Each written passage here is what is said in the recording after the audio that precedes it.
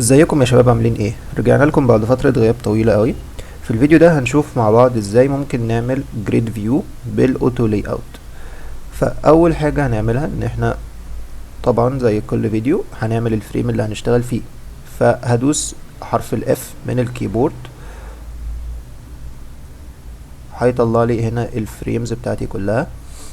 انا في العادي بشتغل بديسكتوب، بس المرة دي وفي كل الفيديوهات اللي جاية ان شاء الله هنشتغل مع بعض بماك بوك برو 16، لان ده يعني هو ليه ديفايس للانيميشن في البروتوتايب، فده هيفيدنا بعد كده قدام لما نيجي نعمل بروجكت كامل مع بعض ان شاء الله.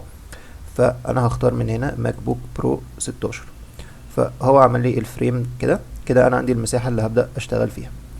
لو انا مثلا عندي الايتمز بتاعتي، ايا كان الويب سايت او الابلكيشن اللي انت بتشتغل عليه.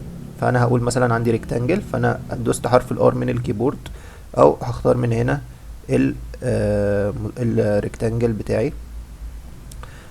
طبعا ده الابديت بتاع فيجما الجديد، هو مش جديد، هو بقاله نازل بقاله فترة طبعا، بس انا علشان موقف فيديوهات بقالي كتير فما كنتش شاركت معاكم الفيو الجديد بتاع فيجما والامكانيات بتاعته كلها.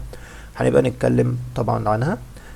فالتول بار كانت في الفيرجن القديمة كانت التول بار بتاعتي فوق، فهم خلوها تحت. فكده بالنسبة لي اسهل وكل حاجة قدامي واضحة. فانا دلوقتي مثلا اخترت ريكتانجل هو الايتم بتاعي، فهكريت ريكتانجل. فانا دلوقتي عندي هنا ريكتانجل، هاخد منه نسخة واعمل كمان واحدة. بعمل كده ازاي؟ بدوس الت علشان اعمل نسخة، وبدوس شيفت علشان اعمل نسخة على نفس اللاين، سواء هوريزونتال يعني بالجنب او فيرتيكال يعني فوق وتحت. فانا هاخد نسخة، هدوس الت وشيفت مع بعض وهاخد نسخة. كده بقى عندي اتنين ريكتانجلز. طيب انا عايز اخد نسخة كمان، هدوس كنترول دي، عمل لي دوبليكيشن هنا زي ما احنا شايفين. انا هسحبها كده.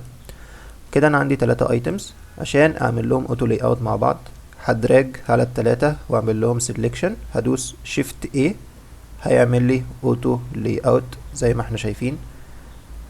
هرجع تاني اوريك. زي ما احنا شايفين انا دلوقتي ماسك ال3، هو لاي اوت عادي. ممكن ادوس على هنا هيعمل اوتو لاي اوت، لو دوست كده عملهم اوتو لاي اوت برضو، او هرجع وهدوس شيفت A عملهم برضو اوتو لاي اوت. دلوقتي انا عندي في الاوتو لاي اوت 4 اتجاهات، حاجة اسمها فري فورم، وفيرتيكال، وفيرتيكال تحت بعض، هوريزونتال جنب بعض، والجريد فيو. انا لو عملت الجريد فيو، هو دلوقتي عملهم جريد فيو، هي مش باينه لان انا عندي بس 3 ايتمز. بس هلاقي عندي هنا تقسيمه الجريد، انا لو دوست عليها هلاقي عندي زي جدول او زي تيبل، هو بيخيرك حجم الجريد اللي انت عايز تعمله. فانت عندك 12 عمود في 8 صفوف جريد ممكن تعمله. انا مثلا دلوقتي هختار 4 في 4. هلاقي عندي هنا هو عمل لي جريد مساحة 4 في 4، بس انا ما عنديش ايتمز ان هي تكمل الجريد. فانا لو عايز ازود ايتمز هختار ايتم واحد او ريكتانجل واحد وهدوس كنترول دي، هيعمل دوبليكيشن وهيكمل لي الجريد بتاعتي بالشكل ده. هيبقى عندي كده 16 ريكتانجل، 4 عواميد في 4 صفوف. كده الجريد بتاعتي خلصت. دي اول طريقة ان انا اعمل بيها الجريد. في طريقة تانية اعمل بيها الجريد، هاجي واعمل ريكتانجل تاني جديد، وبنفس الطريقة هاخد منه نسخة تانية، هدوس الت وشيفت وادراج، هياخد منه كوبي على نفس اللاين، وهسلكت الاتنين مع بعض واعمل لهم اوتو لاي اوت. الطريقة دي يعني فيها شغل يدوي اكتر منه عملي، او مش عملي يعني اكتر منه اوتوماتيك شوية. فانا دلوقتي عملت دول اوتو لاي اوت.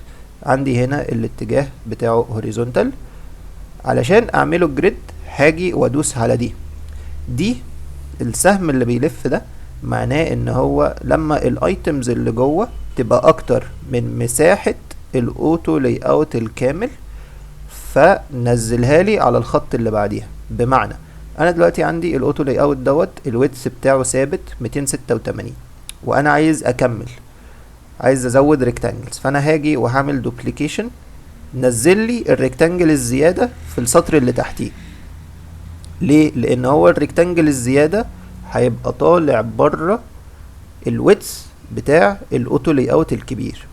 فعلشان انا اخترت السهم دوت، بقول له لما يبقى عندك الايتم اللي جوه الاوتو لاي اوت زياده عن الويدث بتاع الاوتو لاي اوت نفسه، نزلها لي السطر اللي تحت.